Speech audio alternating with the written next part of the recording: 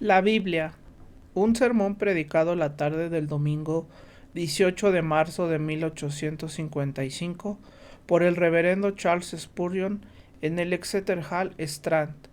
Le escribí las grandezas de mi ley, pero fueron tenidas como cosa extraña. Oseas 8:12. Esta es la queja de Dios contra Efraín. No es poca cosa como prueba de su bondad que Él se digne reprender a sus criaturas cuando se desvían. Es un gran argumento a favor de su carácter misericordioso que se incline a prestar atención a los asuntos de la tierra. Si quisiera, podría envolverse en la noche como en un manto, podría ponerse las estrellas en la muñeca como pulseras y coronarse la frente con soles. Podría habitar solo, muy por encima de este mundo, allá en el séptimo cielo, y mirar hacia abajo con calma e indiferencia a todo lo que hacen sus criaturas.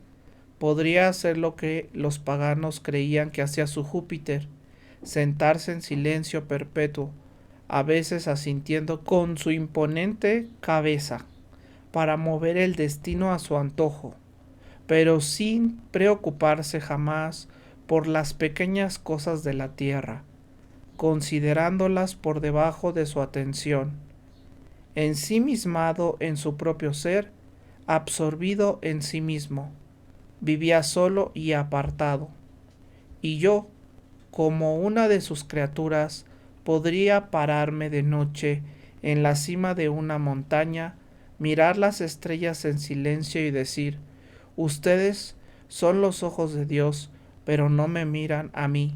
Su luz es un regalo de su omnipotencia, pero sus rayos no son sonrisas de amor para mí. Dios, el gran creador, me ha olvidado.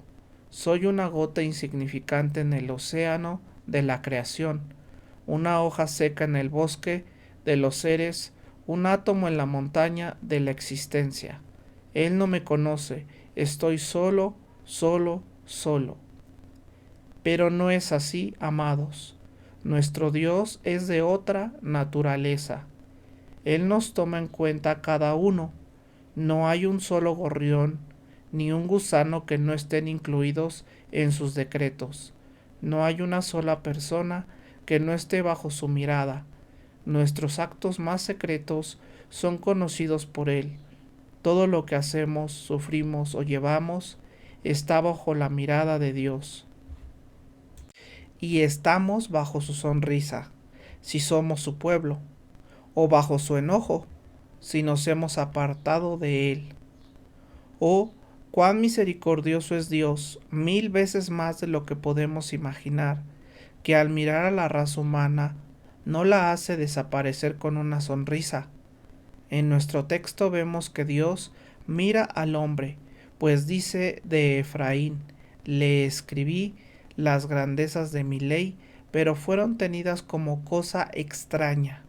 Pero mira cómo, al observar el pecado del hombre, no lo destruye ni lo rechaza con su pie, no lo sacude del cuello sobre el abismo del infierno, hasta hacerlo tambalear del miedo y luego dejarlo caer para siempre.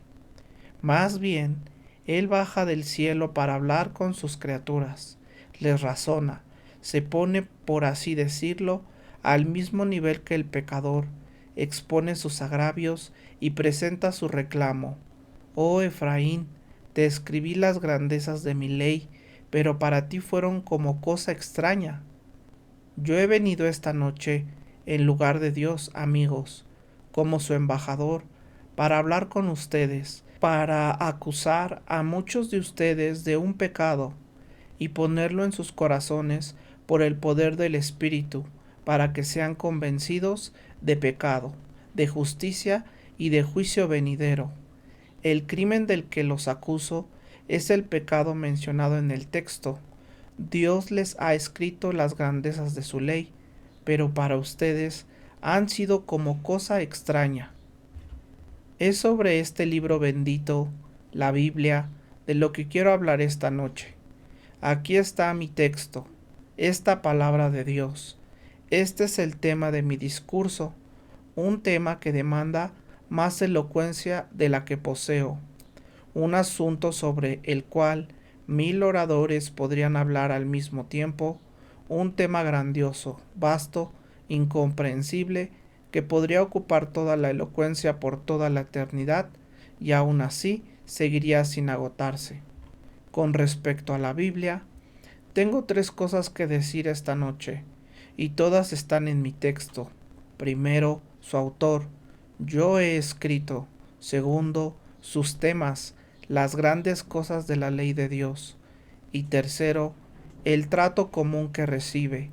Ha sido considerada por la mayoría de los hombres como algo extraño. Primero entonces, con respecto a este libro, ¿quién es su autor? El texto dice que es Dios. Yo le escribí las grandezas de mi ley. Aquí tengo mi Biblia. ¿Quién la escribió? La abro y descubro que consiste en una serie de escritos. Los primeros 5 fueron escritos por un hombre llamado Moisés. Sigo avanzando y encuentro otros. A veces veo que David es el escriba, otras veces Salomón. Aquí leo a Miqueas, luego a Amós, después a Oseas.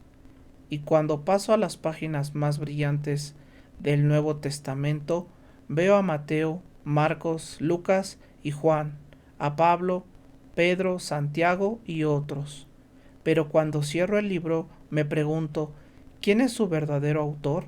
¿Reclaman estos hombres juntos la autoría? ¿Son ellos los compositores de este volumen tan imponente? ¿Se dividen entre ellos el honor? Nuestra santa religión responde, no. Este volumen es la escritura del Dios viviente. Cada letra fue escrita como un dedo todopoderoso.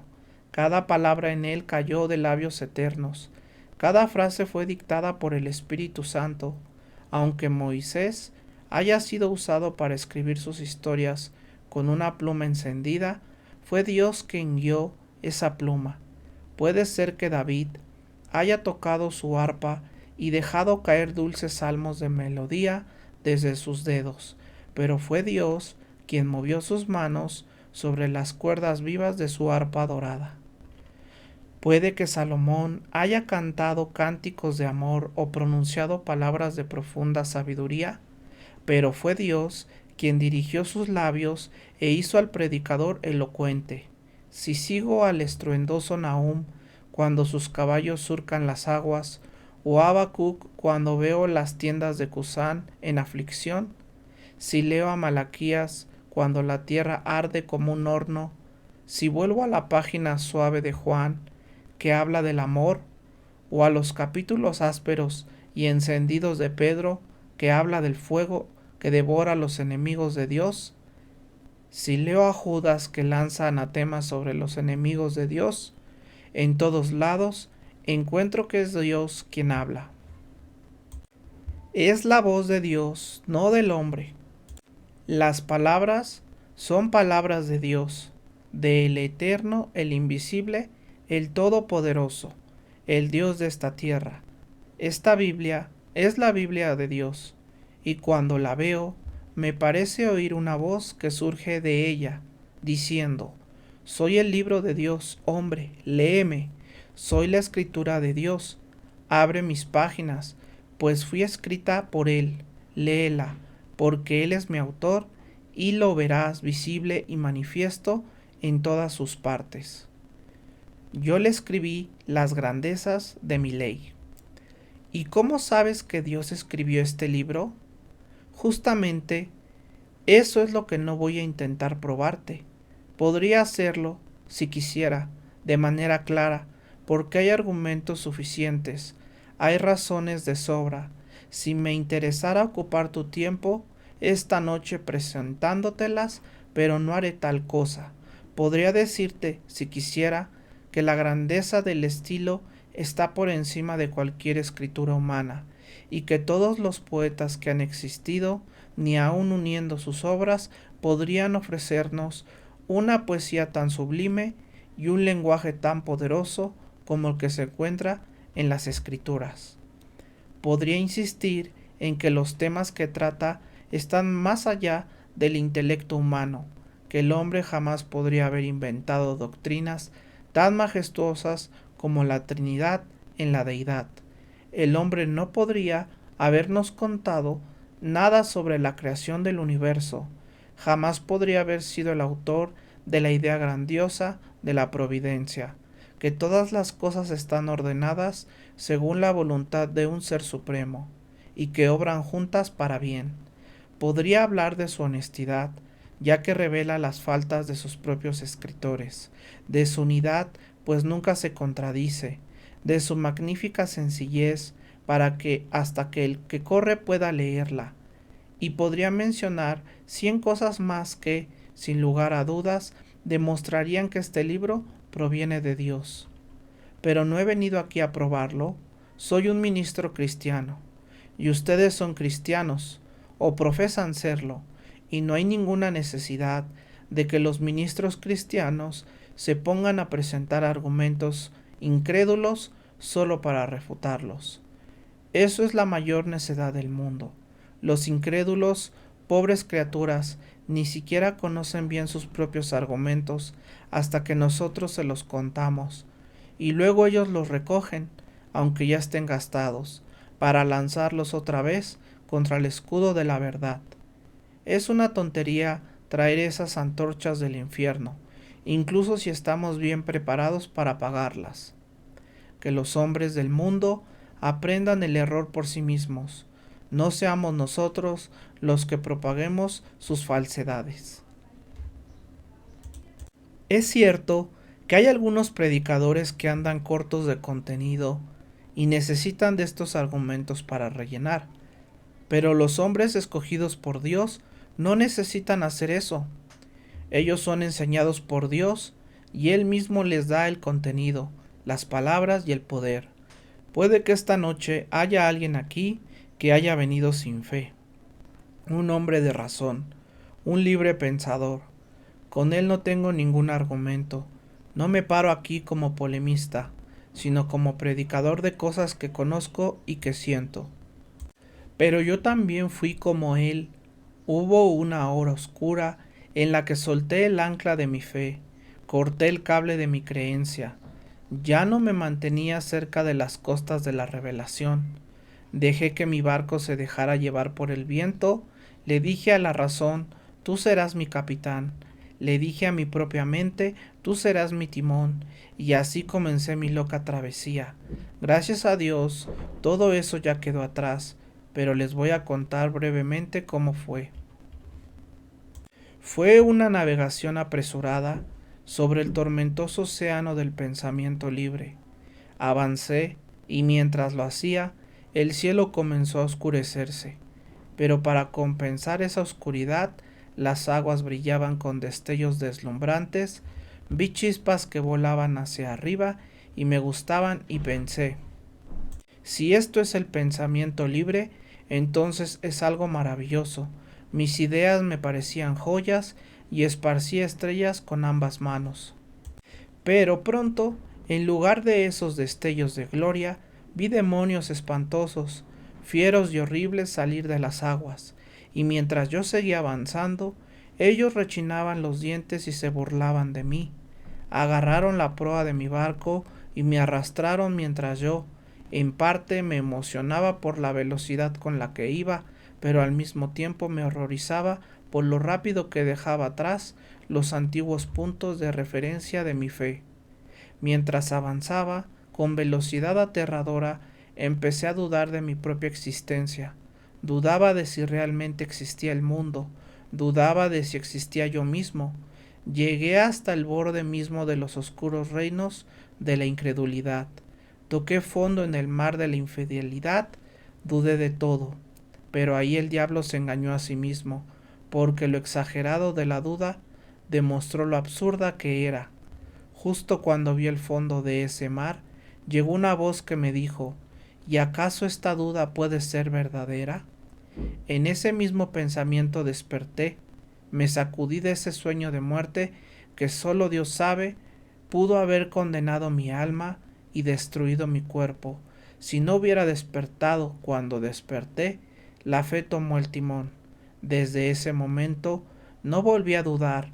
La fe me guió de regreso, la fe gritó, vámonos, vámonos. Anclé mi alma en el Calvario, levanté mi mirada a Dios y aquí estoy, vivo y fuera del infierno. Por eso hablo de lo que sé. He navegado en ese viaje peligroso. He llegado sano y salvo a tierra firme. Que si volvería a ser incrédulo, no. Ya lo intenté. Al principio fue dulce, pero después fue amargo. Ahora, más firmemente amarrado que nunca al Evangelio de Dios, parado sobre una roca firme como el diamante, desafío todos los argumentos del infierno a moverme, porque yo sé en quién he creído y estoy convencido de que es poderoso para guardar lo que le he confiado. Pero esta noche no voy a debatir ni a discutir. Ustedes dicen ser cristianos, o al menos eso profesan. Si no, no estarían aquí. Puede que su profesión sea una mentira, puede que lo que dicen ser sea lo contrario a lo que realmente son, pero aún así, supongo que todos admiten que este es el libro de Dios. Así que pensemos un poco en él. Yo le escribí las grandezas de mi ley. Primero, amigos míos, párense frente a este volumen y admiren su autoridad. Este no es un libro común, no son dichos de sabios griegos, no son declaraciones de filósofos de tiempos antiguos.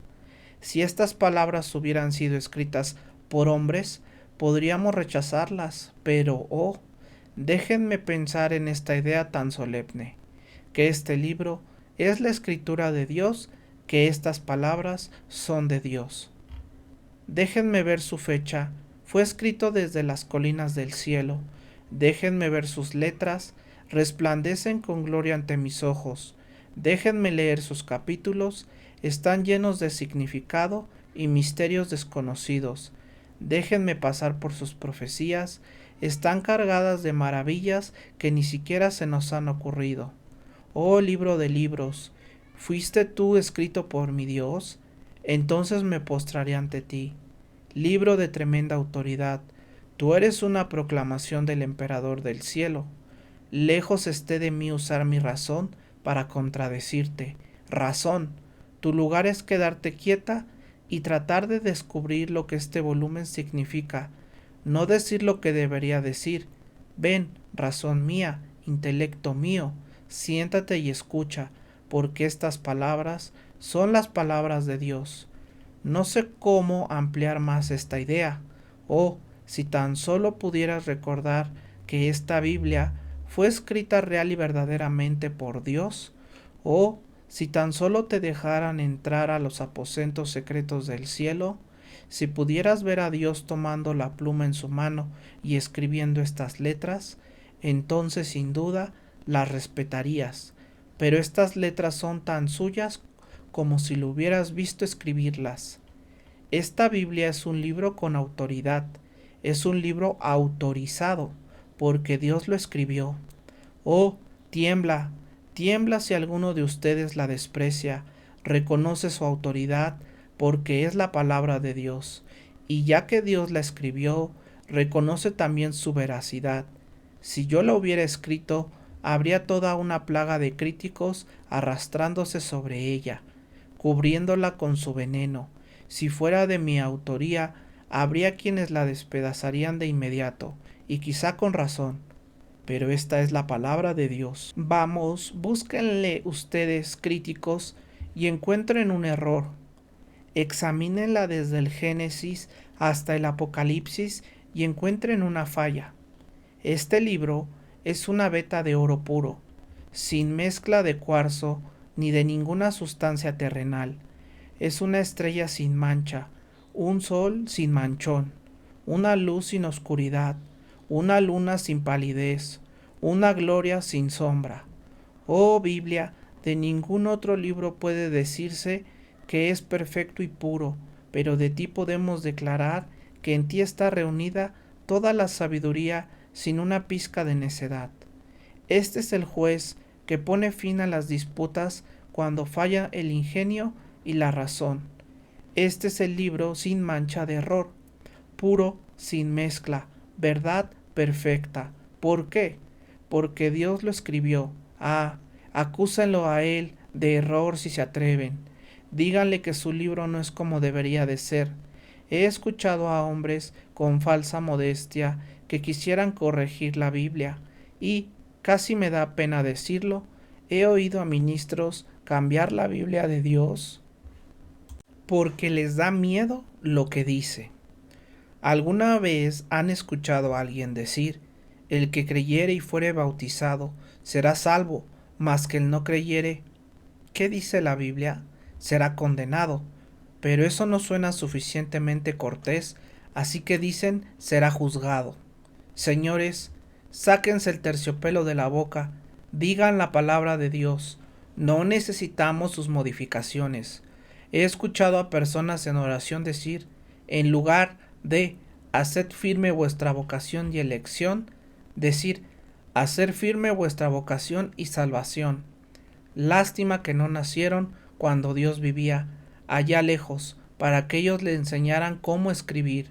Oh insolencia sin límites, oh ego inflado al máximo, pretender dictarle al omnisapiente, enseñar al omnisciente, a instruir al eterno. Qué extraño que haya hombres tan viles como para usar el cuchillo de Jehoacim y cortar pasajes de la palabra solo porque no les gustan. Oh, tú que desprecias ciertas partes de la Escritura, ten por seguro que tu gusto está corrompido y que a Dios no le importa tu pequeña opinión. Justamente porque no te gusta, Dios lo escribió, porque no tienes derecho a estar satisfecho. Dios escribió lo que no te agrada, escribió la verdad.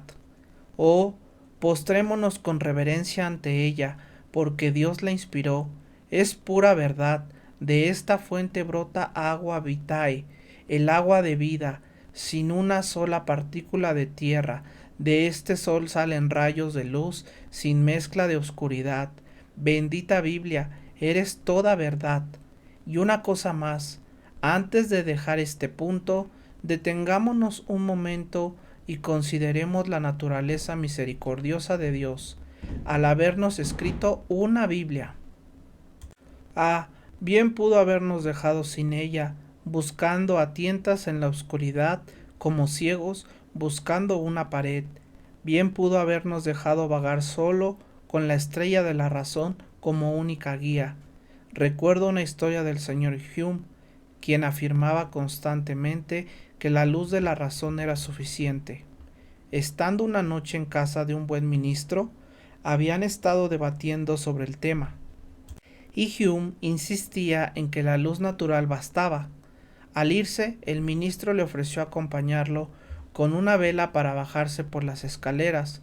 Él respondió, no, la luz natural es suficiente, la luna me bastará.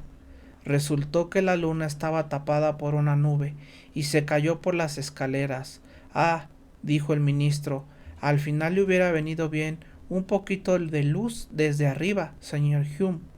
Así que, aunque pensemos que la luz natural basta, más vale tener también un poco de luz desde arriba, y entonces estaremos seguros de ir por el camino correcto. Mejor tener dos luces que una sola. La luz de la creación es brillante.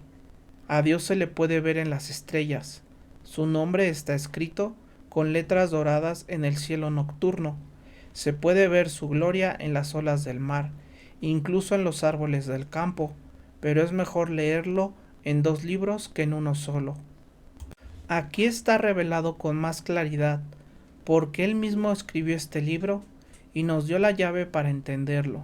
Si tienes al Espíritu Santo, amados, demos gracias a Dios por esta Biblia, amémosla, valorémosla más que al oro refinado.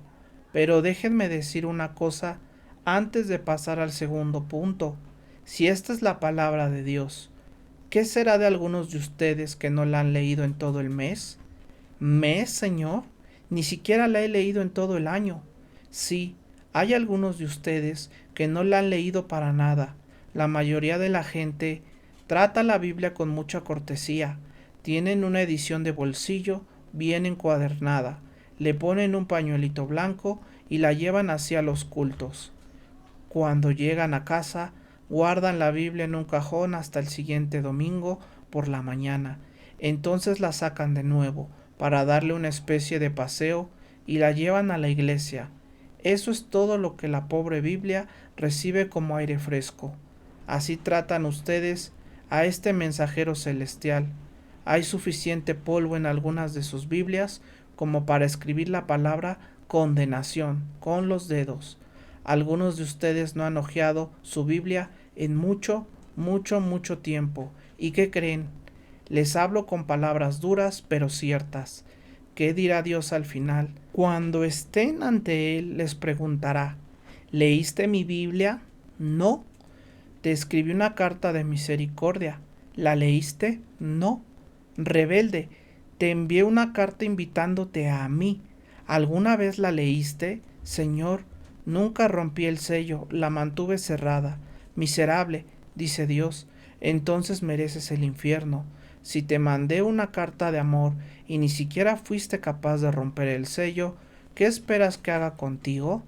Oh, que no sea ese tu caso. Sean lectores de la Biblia, sean buscadores de la Biblia. Nuestro segundo punto es los temas que trata la Biblia. Las palabras del texto son estas. Le escribí cosas grandes de mi ley. La Biblia trata de cosas grandes y solo de cosas grandes. No hay nada en esta Biblia que sea insignificante. Cada versículo tiene un significado solemne y si aún no lo hemos descubierto, esperemos hacerlo algún día. ¿Han visto alguna vez una momia envuelta una y otra vez en telas de lino? Pues bien, la Biblia de Dios es así. Es un enorme rollo de lino blanco tejido en el telar de la verdad. Y hay que seguir desenrollándolo capa tras capa para llegar a su verdadero significado, desde lo más profundo. Y cuando creas que ya entendiste una parte, aún tendrás que seguir desenrollando. Y por toda la eternidad estarás desenrollando las palabras de este maravilloso volumen. Sin embargo, en la Biblia no hay más que cosas grandes. Para ser más breve, lo divido así.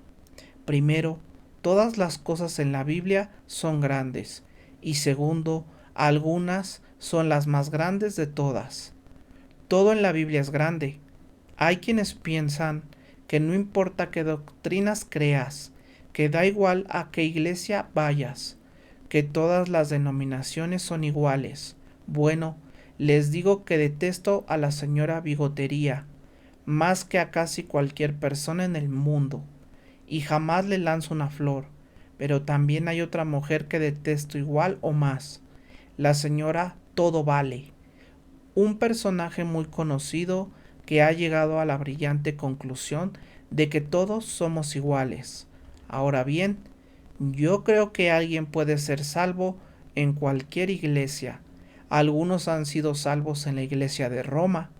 Unos pocos hombres benditos cuyos nombres podría mencionar aquí. Bendito sea Dios, que multitudes han sido salvas en la iglesia de Inglaterra. Ella tiene una multitud de hombres piadosos y de oración. Pienso que todas las ramas del protestantismo tienen un remanente conforme a la elección de la gracia, y la verdad es que varios de ellos necesitan esa sal, porque de otra forma se echarían a perder. Pero al decir esto, ¿imaginas que creo que todos están al mismo nivel? ¿Que todos tienen la misma verdad? Una secta dice que el bautismo infantil es correcto, otra dice que está mal, y tú dices que ambas tienen razón. Yo no veo cómo. Una enseña que somos salvos por pura gracia, otra dice que no, que somos salvos por libre albedrío. ¿Y tú crees que las dos están bien? No lo entiendo. Una dice que Dios ama a su pueblo y nunca deja de amarlo. Otra enseña que Él no amó a su pueblo antes de que lo amaran a Él, que a veces los ama y luego deja de amarlos y los rechaza. Puede que ambos estén en lo correcto en términos generales, pero ¿pueden ambas estar en lo correcto cuando una dice sí y la otra no? Necesitaría unos lentes muy especiales para ver hacia adelante y hacia atrás al mismo tiempo, para poder aceptar eso. No puede ser, señores, que ambas estén bien, pero algunos dicen que solo difieren en cosas que no son esenciales. Este texto dice: le escribí cosas grandes de mi ley. No hay nada en la Biblia de Dios que no sea importante. ¿Alguno de ustedes se ha sentado a ver cuál es la religión más pura? O dirán: nunca nos tomamos esa molestia. Fuimos donde iban nuestros papás. Vaya razón tan profunda. Fuiste donde fueron tus padres. Y yo, que pensaba que eras una persona con sentido común, pensé que ibas por decisión propia, no simplemente por alguien más. Amo a mis padres más que a nadie con vida, y el simple hecho de que ellos crean que algo es verdad me ayuda a pensar que puede serlo. Pero no los he seguido ciegamente. Pertenezco a una denominación diferente y le doy gracias a Dios por ello. Los recibo como hermanos y hermanas en Cristo, pero jamás pensé que por el simple hecho de que ellos fueran de cierta manera, yo tenía que ser igual. Para nada. Dios me dio cerebro y lo voy a usar. Y si tú tienes intelecto, úsalo también. Nunca digas que no importa. Sí importa. Todo lo que Dios ha puesto aquí tiene una importancia enorme. Él no habría escrito nada que fuera indiferente. Todo lo que está aquí tiene algún valor, así que examina todas las cuestiones y pruébalo. Todo con la palabra de Dios. No tengo miedo de lo que predico sea comparado con este libro. Solo denme un campo parejo y sin favoritismos y este libro. Si digo algo contrario a él, lo retiro el próximo domingo. En esto me sostengo y por eso también puedo caer. Examina y ve, pero no digas no importa. Si Dios dice algo, siempre es importante. Pero aunque todo en la palabra de Dios es importante, no todo es igual de importante. Hay ciertas verdades fundamentales y vitales que deben creerse, porque de otra manera nadie podría ser salvo. Si quieres saber lo que debes de creer para ser salvo, encontrarás las cosas grandes de la ley de Dios entre estas dos cubiertas. Todo está contenido aquí. Como un resumen de las cosas grandes de la ley, recuerdo que un viejo amigo mío una vez dijo: tú predicas las 3 R y Dios siempre te bendecirá. Le pregunté: ¿cuáles son las 3 R? Y él respondió: ruina, redención y regeneración. Esas contienen el resumen y esencia de toda la doctrina divina. R de ruina. Todos fuimos arruinados en la caída. Todos nos perdimos cuando Adán pecó y todos estamos arruinados por nuestras propias transgresiones.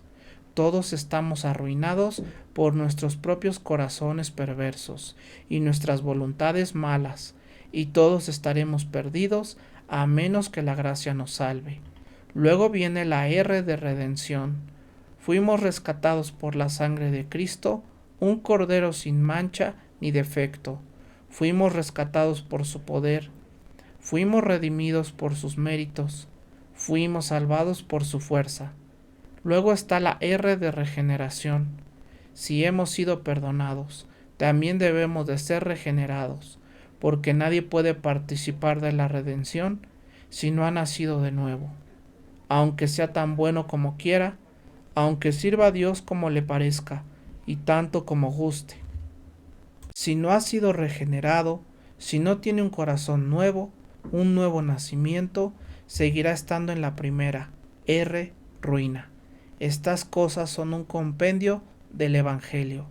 Yo creo que hay un mejor resumen en los 5 puntos del calvinismo: la elección según el conocimiento previo de Dios, la depravación natural y pecaminosidad del hombre, la redención particular por la sangre de Cristo, el llamado eficaz por el poder del Espíritu y la perseverancia final por la fuerza del poder de Dios. Creo que todos estos deben de ser creídos para llegar a la salvación, pero no me gustaría escribir un credo como el atanasiano, que comienza diciendo: todo aquel que quiera ser salvo, ante todo es necesario que mantenga la fe católica, la cual fe es esta: Cuando llego hasta ahí me detengo porque no sabría qué escribir. Yo sostengo la fe católica, universal, de la Biblia, toda la Biblia y nada más que la Biblia. No me corresponde a mí redactar credos, pero te pido que escudriñes las Escrituras porque esta es la palabra de vida. Dios dice, le he escrito las cosas grandes de mi ley. ¿Dudas de su grandeza? ¿Piensas que no valen tu atención? Reflexiona un momento, hombre. ¿Dónde estás parado ahora? Mira, sobre un estrecho cuello de tierra, entre dos mares infinitos me encuentro. Un segundo, un momento tan breve, puede llevarme al cielo eterno o encerrarme para siempre en el infierno. Recuerdo haber estado una vez en la orilla del mar, parado sobre una franja angosta de tierra, sin pensar que la marea podía subir. El agua seguía subiendo a ambos lados, pero yo, distraído en mis pensamientos, seguía ahí parado, hasta que al final me fue muy difícil regresar a la orilla. Las olas habían cerrado el paso entre mí y la tierra firme. Tú y yo estamos cada día sobre un estrecho cuello de tierra y ya viene una ola hacia acá. Mira qué cerca está de tu pie y mira otra ola se lanza con cada tic del reloj. Nuestros corazones, como tambores apagados, están tocando marchas fúnebres hacia la tumba. Siempre vamos descendiendo hacia la muerte con cada momento que vivimos. Este libro me dice que si soy convertido, cuando muera, hay un cielo de gozo y amor que me espera. Me dice que alas de ángeles serán extendidas y que yo, llevado por fuertes alas de querubines, volaré más allá del relámpago y me elevaré más allá de las estrellas hasta el trono de Dios para habitar por siempre, lejos de un mundo de dolor y pecado, con Dios eternamente encerrado. Oh, esto hace que las lágrimas me ardan en los ojos, que mi corazón se sienta demasiado grande para este cuerpo y que mi mente dé vueltas al pensar en Jerusalén, mi hogar feliz, nombre siempre amado por mí. Oh, esa dulce escena más allá de las nubes, campos hermosos cubiertos de un verde vivo y ríos de delicia, ¿no son esas cosas grandes? Pero entonces, pobre alma no regenerada, la Biblia dice que si te pierdes, estarás perdido para siempre. Te dice que si mueres sin Cristo, sin Dios, no hay esperanza para ti, que hay un lugar sin un solo rayo de esperanza, donde leerás con letras ardientes. Sabías cuál era tu deber, pero no lo hiciste. Te dice que serás echado de su presencia como un apártense de mí, malditos. ¿No son estas cosas grandes? Sí, señores, tan deseable como es el cielo, tan terrible como es el infierno, tan corto como es el tiempo, tan infinita como es la eternidad, tan preciosa como es el alma, así como hay dolores que deben evitarse y un cielo que debe buscarse y un Dios que es eterno y unas palabras que son seguras. Estas son cosas grandes, cosas que deberían escucharse. Nuestro último punto es el trato que la pobre Biblia recibe en este mundo. Se le considera una cosa extraña. ¿Qué significa eso? ¿Que la Biblia es considerada algo extraño? En primer lugar, significa que le resulta extraña a muchas personas porque nunca la leen. Recuerdo que una vez estaba leyendo la historia sagrada de David y Goliat y había una persona presente ya adulta que me dijo, caray, qué historia tan interesante, ¿en qué libro viene eso?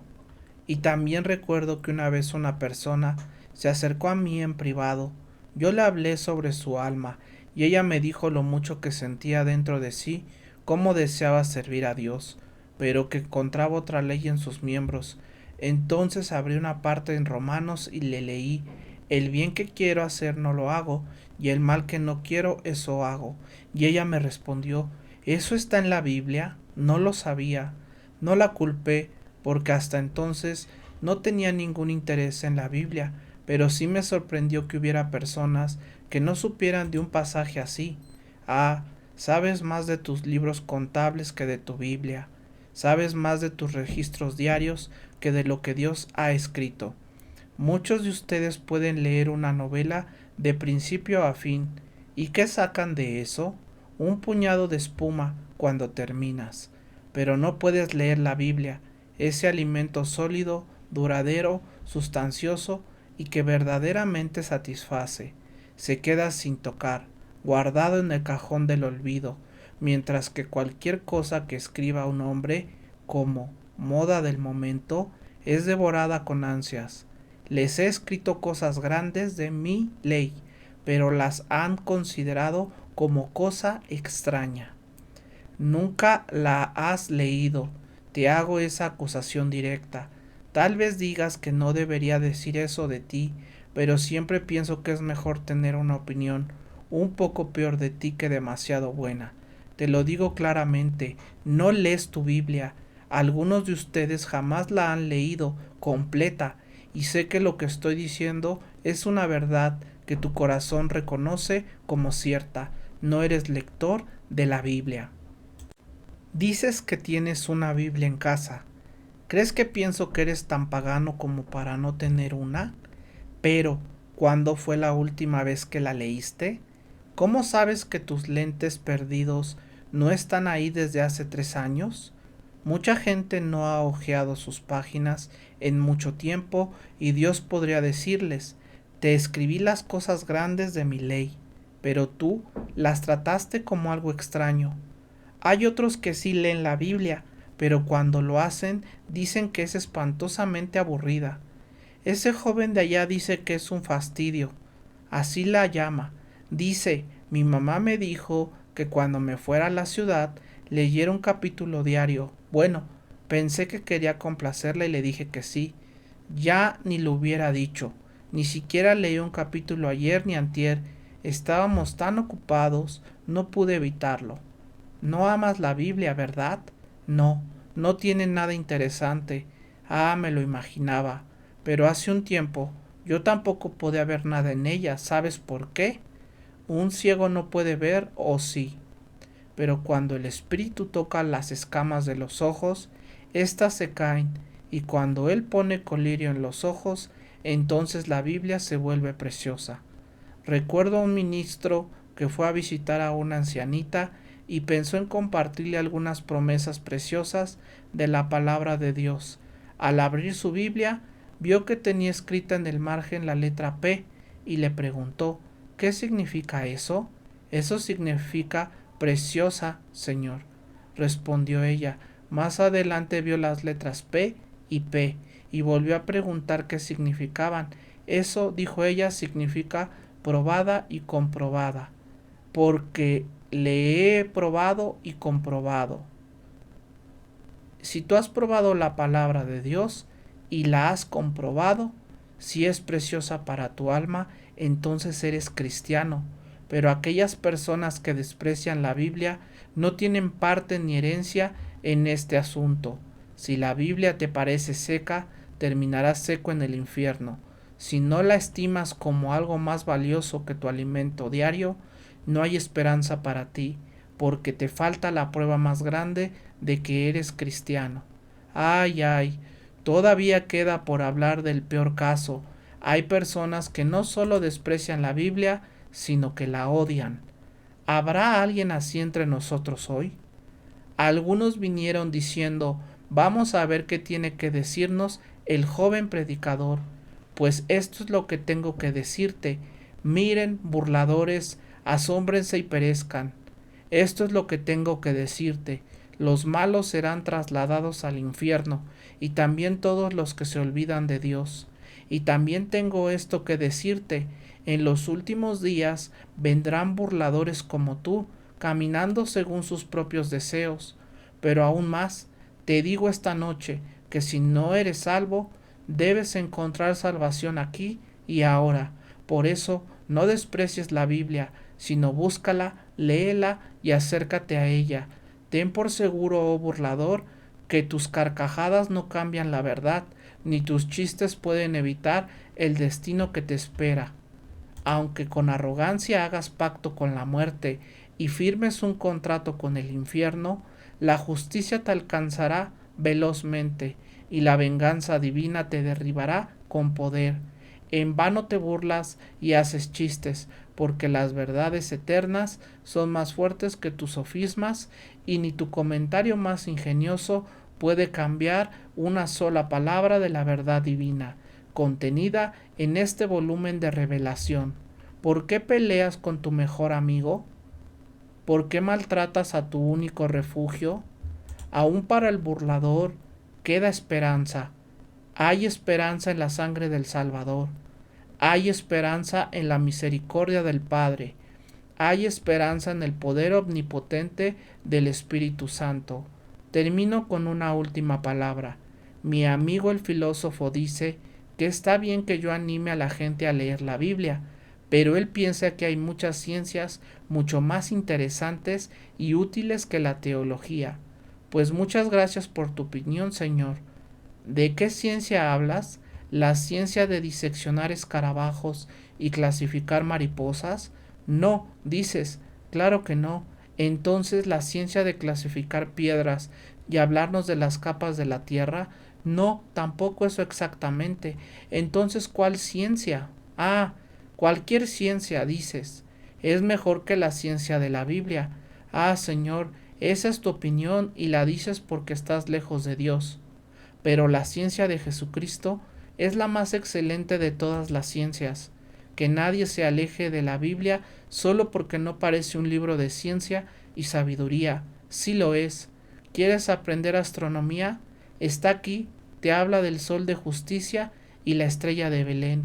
¿Quieres aprender botánica? Aquí está, te habla de la planta gloriosa, el lirio del valle y la rosa de Saharón. ¿Quieres geología o mineralogía? También está aquí, pues puedes leer sobre las rocas de los siglos y la piedra blanca con un nombre grabado que nadie conoce sino aquel que la recibe. ¿Quieres estudiar historia? Aquí tienes el más antiguo de todos los registros sobre la historia del ser humano.